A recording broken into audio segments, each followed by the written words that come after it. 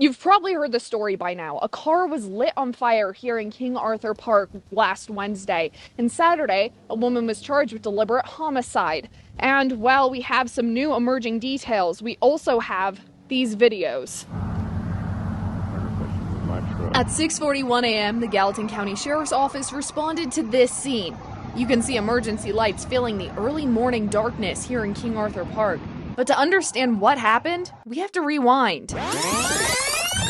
At 1:38 a.m., security video from King Arthur Park shows a white van pulling into the neighborhood, parking near Bedivere Boulevard.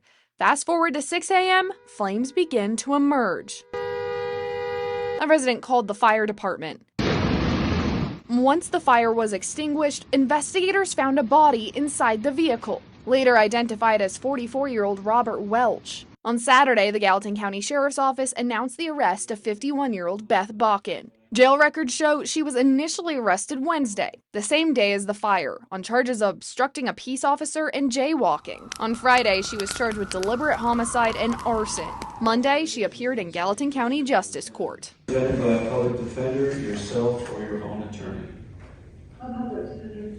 According to court documents, Bakken and Welch were in an on and off again relationship, which she described as volatile and abusive. Investigators say location data placed Bakken in King Arthur Park around the time of the fire.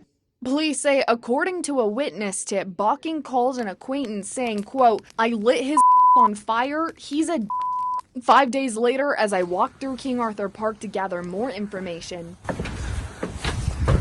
many residents were still processing the horrific scene. One man told me he's lived there 35 years and nothing like this ever happened. Another neighbor was brought to tears after learning Welch died in the vehicle. Bakken's bond is set at $500,000 and her next court date is November 14th. Anyone with any more information are being asked to call the Gallatin County Sheriff's Office. In Bozeman, Megan Elaine, MTN News.